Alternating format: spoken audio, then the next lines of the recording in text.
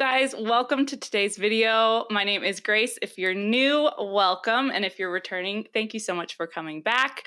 I am so excited for today's video. I have a very, very special guest. Not only is she a dear friend from college who we haven't seen each other for years in person, but thanks to social media, we're able to keep up with each other, but also she is an amazing pregnancy and postpartum fitness coach. And so she is going to give us so much wisdom and so many things that I have wondered about with my postpartum fitness journey. She knows all the things. So I'm going to let her introduce herself in a moment. Then I have some specific questions to ask. And then I have some questions that you guys submitted for her. And so this is going to be actually a 2-part video. So this video, part 1, will be the interview, chit chat, mom talk. And then we're going to have a part 2 where we're going to actually do a demo of different workout moves and things like that. So I hope you'll consider subscribing. And let's go ahead. Olivia, would you please introduce yourself and kind of talk us through your own personal postpartum journey? Well, thank you for having me. First of all, seriously, I'm so glad we reconnected. Just watching your posts on social media, and I've just been watching you mother, and I was like, oh, you have a YouTube channel? So yeah, thank you for letting me invite myself onto your show. So I'll try to keep it concise, and you can ask questions as you want to about my postpartum experience. But ultimately, that is what led me to become a coach, was my own experience postpartum. So I've been a personal trainer for 7 years. And let's see, it was 2020. So I had been doing that for 4 years when I got pregnant.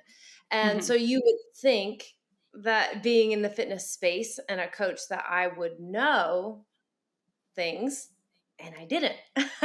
And so I didn't know what I didn't know, if that I didn't know till I needed to know. And that is a problem for a lot of moms, is they're figuring stuff out after the fact. Or they're still searching and they're frustrated and confused, right? So for me, I had a smooth pregnancy. So thankful for that. I didn't do too much modifying in pregnancy. Knowing what I know now, there would be things I would change. But overall, smooth thing. I just kind of listened to my body and changed some things as needed, as I could tell, oh man, that just doesn't feel good. That doesn't feel right. So I would adjust as I went. But then postpartum, really my labor and delivery experience, that was the catalyst. And then it all got exciting from there, I guess. I'm trying not to sound but that's in a way kind of what it felt like for me. I was going to have a natural birth, and we took a 12-week birthing class, my husband and I, and that's not what happened. I had a 37-hour labor, and I got an epidural after 12 hours because I'd only moved from 3 to 5 centimeters. And I was like, well, if it takes 12 hours to get this far, I cannot. Yeah. So I got the epidural, still was taking forever. So finally, after a few hours of pushing, and they had broke my water, and I was ready for pushing, I just couldn't. I was like, I'm done. Please take her. So I had a C-section. Right. And so C-section was okay. Recovery wasn't that, I hear a lot of people say, and I know experiences are different, but a lot of people say how hard it was for them. Mine wasn't so much the C-section, as much as it was a few months later after I went to pelvic floor PT, my first round 1. That was so we can talk about that more if you have questions. But I just thought, well, if you finish PT, then you must be ready to go back and do whatever you want to do, right? Yeah. Wrong. But that was my logic, because I didn't know. Now I understand, there's a middle ground between a rehab and doing whatever you used to do. You don't just pick it back up. So I was like, well, I'm just going to go running with Nora in the stroller because I wanted to be that postpartum mom that ran with my baby. And I did that a couple times within a week time span. And I started just feeling heaviness. I literally just felt like something was falling out of my vagina. And I was like, this is not good. I knew enough to be something's wrong here. I don't know what it is. So that's that segment of the story. But so that was 3 months postpartum. And then I tried to rehab myself for like not 18 months. It was like 18 months before I got help. So basically like Mm-hmm. a year. I was like, surely I can like, you know, figure this out. And I just wasn't getting this figured out.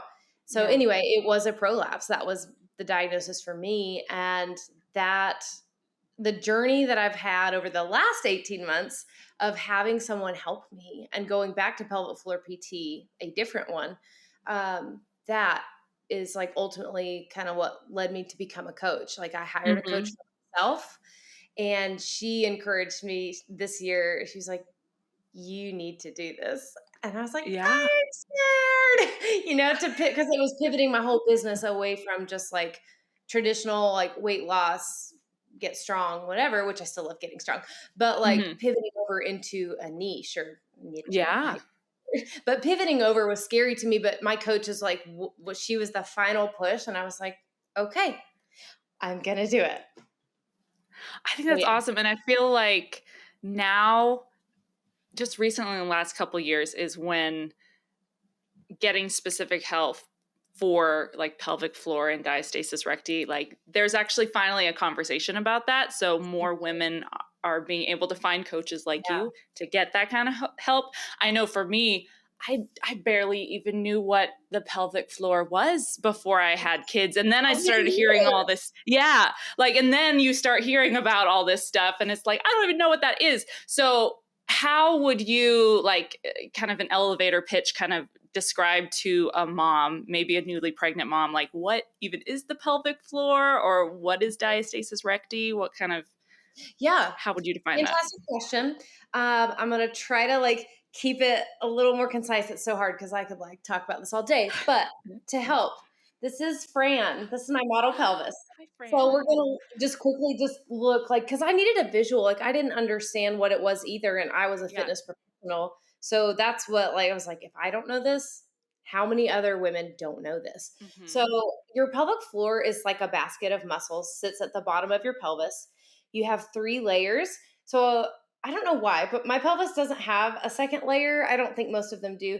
But so I have a first and a third, I'll show you. But this is the first layer, this where it's coming unattached. First layer, superficial pelvic floor muscle. Then you've got this inner layer, that's the deepest layer, that third spot. And so like your pelvic floor is holding up your bladder, ovaries, uterus, colon, like it's supporting organs and your body from there up, Yeah. right? So it does a lot for you, and it plays a role in sex. It plays a role in pee, in poop. Like there are so many pieces to your pelvic floor. And so like instead of it just being like this ambiguous thing, Mm-hmm. no, it's like it's muscles, just like you have Yeah. muscles in your legs and your calves, your biceps, like it's a set of muscles too. Yeah. Um, I'm trying to think of anything else. Do you have questions about what I said? Maybe that would be a good place to start. Okay, this is kind of maybe a stupid question, but this is a question I have. So I also had a C-section. Mhm. And so much that I've heard about like pelvic floor, like recovery and re-strengthening and stuff, so much of the conversation that I hear have to do with like if you do have a natural vaginal birth and like the pushing and stuff. But someone who was just carrying babies like I did, two Yeah. two babies, and then but had a C-section, does my pelvic floor, like, do I still need to do a lot of recovery with that, even if I didn't do the actual like pushing of a baby? That is a fantastic question. Your pelvic floor is impacted 100%, no matter how Okay. you do it. Yeah. Mm-hmm. So like, and a lot of people act like they're surprised that I had or have dealt with a prolapse because I didn't really push that long. Like I had a Yeah. C-section. It don't Yeah. matter. Yeah, like it Okay. doesn't matter. Like so think about like in general, your pelvic floor and core are impacted by pregnancy. No matter Right. what your experience was in pregnancy or labor delivery, Mm-hmm. it's impacted. It is going to be affected. And so like think of the load of your body we're talking about, right? But then Mm-hmm. 2 babies. That's a lot of weight to be Right. carrying, right? Yeah. For such a long time. And so Yeah. absolutely like your pelvic floor is impacted by that. And there is a connection like you can still have like, if you have excessive like scar tissue with your C-section Mhm. and that's not very Right. mobile, people can experience pain, sensitivity. I know you mentioned you struggled with that for a long time. Mhm. Mhm. Your scar can impact, like scar tissue can kind of attach to muscle and like impede it from being able to move. So it can affect your pelvic floor too. Wow. And then for diastasis recti, Yes. what's the difference there? Yes. Okay. So I don't have as great of a visual for that. I have pictures I could send you if you need them. But like Okay. you think of, like, the six pack abs, like that Mhm. you like if you see a picture of that, like straight down the middle of your abdominals, that is like connective tissue. Called Got the it. linea alba. So when people talk about diastasis, they're talking about the spreading or like the gap between the sides of your abdominal wall. Right. And here's what gets missed a lot, especially with fit fluencers. I don't know if I made that up, but fit Instagram, like influencer people that don't like really know this stuff, but they act like they do.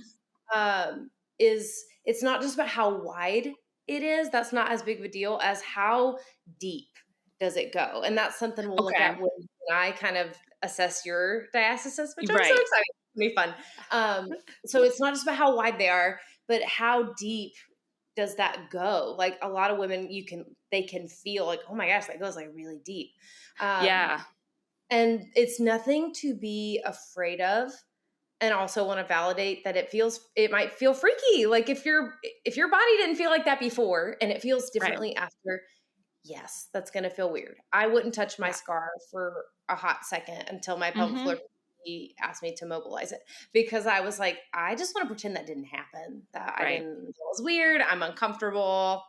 I don't know. So like same thing with diastasis. Like it can feel Mhm. uncomfortable. So I want to acknowledge that. And also when you see people market all the hot programs out there for diastasis, like Right. it's not scary and anything like you're so resilient and no matter what you assess, it doesn't mean that that is where you're going to stay. Does That's that kind really of good. answer that? Yes, yes. That's awesome.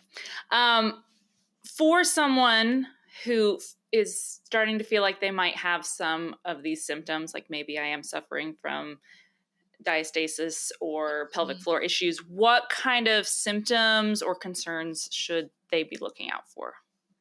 Fantastic question.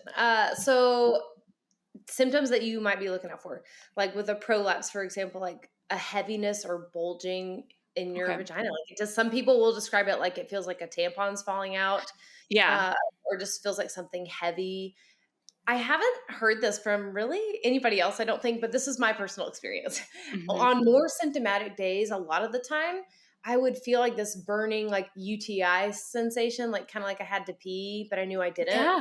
And I think that's because my prolapse is my bladder. My bladder has like kind of descended Ah. into my vaginal wall. And so that is why I personally think that that was a symptom for me. So yeah, heaviness, leaking can be a part of that, but leaking isn't unique to prolapse. It can Okay. just be going on. And that's a Yeah. whole, if you want to talk about incontinence, we can bring that up too. Yeah. But that's like kind of prolapse. Also, there could be issues with like bowel movements if your Hmm. prolapse is like your colon or you have like severe tearing, like Hmm. during birth can be impacting the health of your pelvic floor, right? And so that's a thing. If your C-section, for example, like if scar tissue is bothering you and it's Hmm. continually painful or uncomfortable, then that is a symptom, like something that you'd be like, I really should probably see a pelvic floor physical therapist. Like that Yeah. is their wheelhouse. Like that's not in my scope of practice to like Hmm. mess with scar tissue, but I Yeah. will tell you, go see one. Right. And the work you do with them would complement what I do. With a Yeah. diastasis, um, this one is more like sometimes low back pain can be part of it. Okay. It's not always the cause. Sometimes people Hmm. blame like diastasis for everything and just be like, well, your low back hurts all the time because your core is weak. And that could be a player. It's a very valid Right. point, but it's not everything. So that's Hmm. one, but also like a mom that I met when I went on my Boise trip, Hmm. she has a diastasis and a pretty severe one. And for her, the symptom is just like she just feels like bulging, like out of that midline when she does like picks up something heavy. It just feels like things are Yeah. kind of pressing out forward. Yeah. Um, is that what yours feels like when you lift something heavy if you don't brace or breathe? Yes, yes. Okay. And I'm sure I'll ask you more questions during the demo, but like I hear so much about like being aware of not letting it cone and all that kind of stuff. So I do Yeah. try to like when I pick things up, especially my girls, because they're starting to Yeah. get big, like I do have to like mentally brace myself more than I Yeah. used to. I'm way more aware of that. And then I also have the lower back pain. I had no Yeah. idea that might have to do with diastasis. Yeah. But I have noticed since being a postpartum mama that I've had more back pain than ever. So Yeah. that Well, might be there's part of yeah, it. there's so many players into that, but like strong core and a strong body in general. Yeah. Because motherhood is going to ask it from you, no Right. matter what.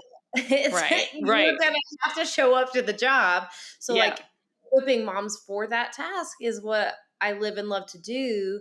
Right. Because yeah, you don't get to opt out. Like Right. don't get that pass.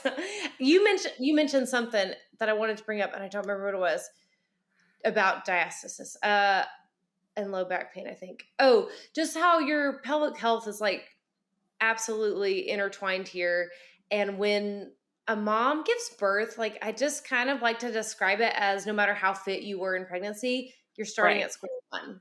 Like Yeah. you are starting over, no matter what happened. Birth Yeah. happened, starts at zero for you. And Right. not to say that in a like negative way, but like Mm-hmm. if you can understand that, if a mom can get that, then their expectation for coming back to exercise is going to be so different. And it will be Right. they'll be more patient with the process because they understand it doesn't matter that I worked out and lifted heavy all the way up until my due date. Yeah. No, Vasista, like it's Yeah. okay. Yeah.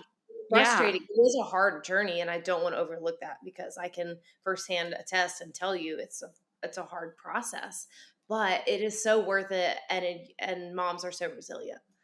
Yeah. So what would returning to exercise look like for the average Yeah. mom? Ooh, how do I boil it down? So some key components that like everyone should know, regardless of the Hmm. fitness that they love or want to return to, is like number one, we need to dial back into your core and your pelvic floor, like Okay. connect the brain and the body again, because something traumatic, even if it was beautiful and just like you wanted, it's still a trauma to the body. Yeah. Uh, so something big just happened. So we got to reconnect, like brain to the core and pelvic floor. And so ways that I do that with clients, like we always start with breath work. The breath is like a huge piece of that. And so we start there and then, but we don't stay there. And like, so things that you might do in pelvic floor PT kind of overlap with something I might do with somebody, depending on how newly postpartum they are when they come to Hmm. me. But like some rehab and body weight type exercises, things like squats. And what we can kind of talk about this in your demo too, but Hmm. squats and hinging patterns like deadlifts or glute bridges. We need to strengthen the whole system. It's not just about your core and pelvic floor. Hmm. Like we stay there, we're missing stuff. Like your pelvic floor Right. works with the rest of the system. So if we're not training the whole system, we're missing something huge, right? So core, breath work, body weight things, and we progress. Um, Honestly, it's based on the person in front of me. Like, what is it they're wanting to do? What are the symptoms Hmm. they're currently navigating? But the biggest piece, I think, from there is you rehab, maybe you finish pelvic floor PT. My biggest thing is don't just jump back into whatever you were doing, whether that Okay. was whether that was during pregnancy or pre-pregnancy. Like, don't just go 0 to 90. Like, just because Right. you did some rehab work doesn't mean you're ready for 90 miles an hour, if that makes sense. Like, Right. you've got Yeah. to start gradually working your way over that side of the spectrum. And so that Yeah. starts with load, right? Like, if strength training is kind of where I live, right? So that's the Hmm. examples that I use. But like body weight squat, well, let's add some weight and let's slowly progress that. Maybe we get deeper over time and we Yeah. just take our time getting there. Yeah. Um, and one of the coaches that I really love, that's a PMPA coach on Instagram too. She says all the time, your workouts need to be harder than your daily life. Mhm. That means Okay. you're prepped. You know, like at Yeah. some point, obviously not like right when you go home from the hospital. That's not going to be the case, but that's what Yeah. you should be working toward, is that your Yeah. workouts essentially are going to be harder than what you're doing, so that you are managing your day-to-day life and your kids and your tasks at home, whatever you're doing, or the fitness you love to do, you're able to do the thing. Yeah. Is that going to help? That is so awesome. If you're okay, I would love to transition a little bit to Mhm. some questions I had my audience ask. So I have a couple here, and then I have one final question. That's my own personal question. So the first two questions kind of go hand in hand, so I'm going to sort of combine them a little bit. Okay. One person, this is a postpartum mama, and she was kind of afraid about, and you kind of just addressed this a little bit, like returning back to exercise. Are there certain exercises that she really should avoid? And then the other question is a newly pregnant mama, and she was concerned that she might actually hurt her baby with certain exercises. So for pregnancy and or postpartum, are there certain exercises that moms should avoid when Yeah, let me returning to exercise? I'm going to split those up as two Okay, separate yeah, ones. Yeah. So sure. the postpartum piece, um, I'm always looking at the person in front of me Yeah, before I like say a specific thing. yeah. But when you're big picture talking, it's less about avoiding something and it's more about Hmm. like, how are you doing an exercise and is it Okay, producing symptoms for you? right. If it's producing symptoms, then something needs to be adjusted. And it doesn't necessarily mean that movement is off the table. So Okay. like maybe we use an example of let's say a plank is produced, like a mom with diastasis is feeling like that bulging in the front and it just Hmm. doesn't feel good to her. Well, then let's incline. Like maybe she's on the floor, let's bring it up, and maybe Okay. she does it a workout bench or even higher, like a high box Yeah. in the gym. um, that's one way to adjust an exercise. We can look at Yeah. how she's breathing, how she manages her pressure and tension. So like it's really less about the thing that they're doing and it's how are you doing it and how can we adjust it for the person Okay. in front of us. Does that make sense? So we're really Yeah. not necessarily avoiding anything.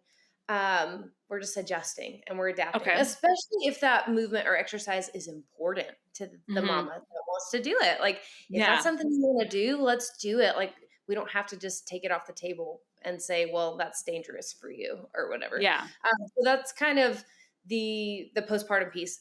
On the Okay. pregnancy piece, because I kind of like touched on it on my Instagram today, Mhm. was basically now there's always a caveat, but basically your baby is pretty darn safe in your Yeah. belly. Like if you are doing combat sports or something, like you're jumping out of, like doing aerial stuff, like I love to do from high drops, or like Uh-huh. like horseback riding, that could be like things like that that might be iffy, sure. Yeah. But other than that, like if we're talking about strength training or running, swimming, like your baby's gonna be just fine. But there are considerations. Yes, there are things you want to modify and adjust, and it really has to do with core and pelvic health and just the long-term health of the mom. It's the baby is safe. It's about mama when we talk about exercise considerations for the Yeah. most part. Yeah. Oh, and just slight side note. Is it called Silks? Is that what it, or The the real self. Ariel? Oh my gosh. You are such a badass. That is so cool. I love seeing your videos. Oh my gosh. That's my Uh, favorite compliment. Badass is my favorite. When somebody says that, I'm like, you. I love no, Ariel. I would. Oh my gosh, that is so cool. It's so cool. Yeah, maybe I'll get you to like send me a video or something, and I'll put it in for the people to see because it's Oh, so that would be fun. Yeah.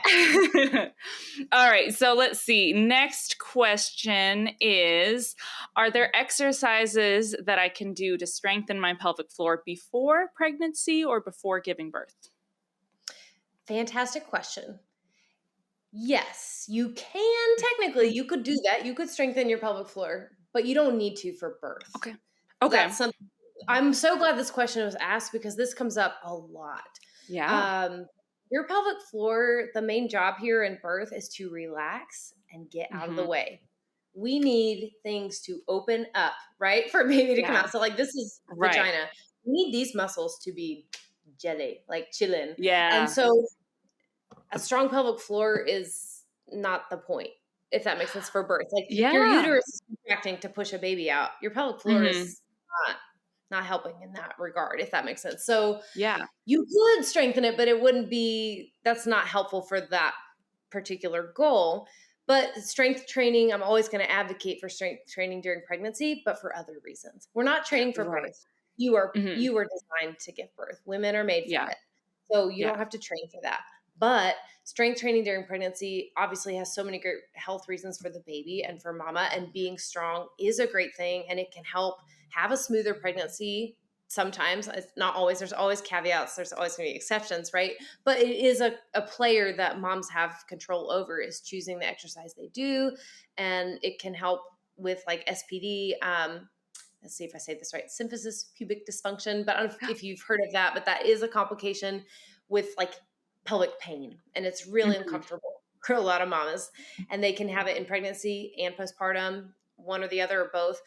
So yeah, but exercise can be such a player in just feeling better in your pregnancy. But like Oh. if you don't look at it as a prep for birth, it also again sets up your expectations for your birth better, because then you're not Yeah. blaming yourself for, well, this went horribly if I probably wasn't strong enough or I didn't do Mhm. XYZ. No, they're not connected in that way. And so that just Yeah. like, frees up the mom guilt. That's so interesting. Okay, I did not know any of that. Wow. I'm here for all of it. I love this stuff. Yeah. All right, let's see. The next question, there's one more audience question and then my own personal question. This mama was asking, should they go to a specialist like yourself for pelvic floor, or would it be okay to just go to a traditional physical therapist? And that's for me, before hospital birth, all that kind of stuff, I have very little medical experience Mhm. whatsoever. So yeah, like a pelvic floor specialist versus just a regular, not regular, but you know what I mean, a traditional physical therapist. I don't really know the differences. So Yeah. should someone go to Uh, a specialist? Great question. And I would say I'm always going to advocate for a pelvic floor PT, Mm-hmm. even if you only go once, even if Mm-hmm. if you get just like a baseline assessment to start Yeah. with. Yeah. Uh, Insurances can vary. Sometimes they're covered. Some of the best ones, unfortunately, aren't. You're But right. it's because insurance doesn't support the way they want to practice, which can often be better Mm. for the patient, if that makes sense. Mm. So like Yeah. the PTs that I love the most don't take insurance for that reason, because Yeah. they want to do what's best for the patient in front of them and not be Yeah. restricted because of insurance reasons. So that's something I still trying to figure out, how do we help make that more accessible to moms? But Yeah. it really is like, if we're talking about prioritizing your dollars, go Mm-hmm. see a good pelvic floor PT. Like do it Yeah. for yourself. And a good one will help you get the most out of your visits and see them the least amount. Right? Does that make Right. sense? Like, Yeah. like my second round with pelvic floor PT, my PT Amy, I was like, so what are we looking at time wise? And she kind of gave me like, I would say, you're gonna need to visit with me maybe 4 more times, and we'll do Mm-hmm. every other week. Like it'll be different on the person, right? But they can at least Yeah. kind of give you a guesstimate of how long they think you need to see them, and Yeah. work with you if finances are a concern. Like maybe Mm-hmm. you see them once a month and you do 2 or 3 visits. So Mm-hmm. like they'll work with you, but I would highly prioritize it. Even if you're not having symptoms, just get a baseline, because a pelvic Yeah. floor PT is going to be able to tell you some things that your OBGYN cannot. So an Right. OBGYN is going to tell you at 6 weeks, they're looking at tissues and healing in that Yeah. regard.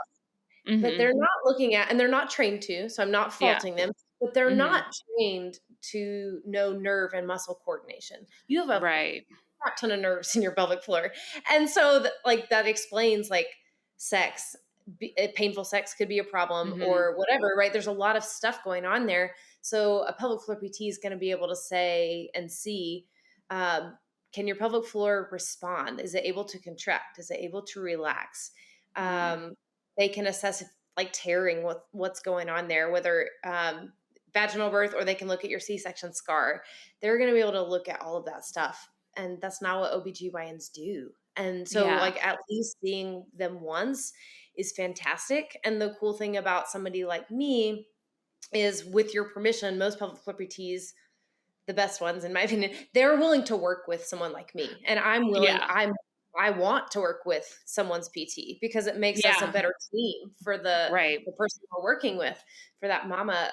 So working together can be amazing. And like I've done that with clients before, where some of the exercises she gives my client, I just kind of put them into her workouts, so it's not extra for her. Like, Yeah. Yeah. goes up to her workouts for the week, and she's already got her PT work kind of built in there. Oftentimes I already was doing what the PT said, which is like, oh, that makes me feel cool. We're good. But yeah, so there's some overlap, but obviously there's some things PTs do that I do not do, but we are a great partnership, because Right. a lot of times PTs will only be able to take you so far because they may not have experience in your sport of choice. Right. So they can get you through the rehab. But then if you need someone to get you to the thing, like I was saying on a podcast last week, I was like, I want someone to take me to the run, take me to the 5-mile run. Yeah. I need help with, I'm done rehab, but how do I get to the run, to the lift, whatever it is I want to do? That's where I come in. Right. Okay. That's awesome. And then the last question is my own personal question. Is there, I hear so many people mention like the first year postpartum, and I know that's very important. But if there's a mom who maybe she got real busy, or maybe recovery was crazy and she didn't quite make the most of her first year postpartum, is there like a timeline like, oh, nope, it's too late. You can't, you're gone. Too late. You can't fix anything. Like, mostly because I feel guilty myself. First of all, you can't feel guilty for something you didn't know. Like you didn't know. And also, even if you did know, being a mom is a lot. And in that first year postpartum, you're just like trying to survive. So like, even if you did know and you didn't do it, no fault or guilt there either. Like, so that's number one. But I'm so glad you brought that up, because I think people tend to think of postpartum as kind of just like that first year. Postpartum is technically forever. It's the rest of your life. Yeah. You are different because you gave birth to children. That's amazing. And it's also a challenge at times, right? But you're never too far gone to heal. Like, your body is incredibly resilient. Like, thinking about like all of these muscles, there's muscles and tendons and ligaments with the pelvis and the pelvic floor. They're all capable of healing. They're all capable of getting stronger and improving in function. So there is always hope for resilience. Now, sometimes I think with diastasis in particular, people have like aesthetic goals. I can't promise aesthetically what will happen as you train. But functionally, so many things you can do to get into a great spot and reduce, mitigate, potentially, most likely eliminate symptoms over time. But it's definitely a process. Does that kind of answer that? that gives me lots of hope. I started kind of getting back into fitness and everything, but I was telling you, like, my family, we're kind of getting ready to move, and it's just been really busy and hectic. So I've kind of fallen off the bandwagon the last couple of months. So I haven't lost hope yet. So I appreciate that. You made me think of something else too. Like, most of the coaches that are in this are in it because we didn't know. So we all like kind of struggled through our first year or more postpartum, and then was like started doing some digging, getting some answers. And so like, we're all examples of like, it's not too late. I didn't really start getting help until I was 18 months postpartum, and some women go years, before you get help. And it's okay. Like, it isn't ever too late. That's awesome. Well, I appreciate this conversation so much. I think I learned oodles and oodles. So I appreciate this so much. If people watching are wanting to follow you or learn more about you, where can people connect with you? So I do have a website, oliviadykescoaching.com. So that's got the biggest thing you'll find there is like blog posts. But the most up-to-date place that I'm living, hanging out is Instagram. And that's livewell.coaching, which I'm sure you can link in your I will. notes, right? Mm-hmm. But a few things that I have, like I have a freebie that I created for moms about returning to exercise. And it's really like for first-time moms that are pregnant and or newly postpartum. And I just kind of walk you through the whole picture, like mentally, like expectations for returning to exercise, some healthy habits that you can practice in that time if you have the capacity for it. Sometimes you are literally just surviving, and that's okay. And I address that in there. I did put some breathing and mobility work in that guide too that we talked about. A free resource. It's linked in my bio on Instagram. And then I'm going to try to do this quarterly, but do workshops for where we like really kind of dive deeper with Fran and talk about like your pelvic floor, what it does, things you need to know. So I do workshops with that. And then I offer one-to-one coaching that is in person and online. So that's awesome. All right. I will link all of that information below. Yeah. Thank you so much, Liv. I appreciated this so much. Thank you for having me. And make sure you guys... I will have you back 100%. And yeah, our next video is going to be a demo. So make sure that you guys come back for that. But I hope you guys have a great rest of your day.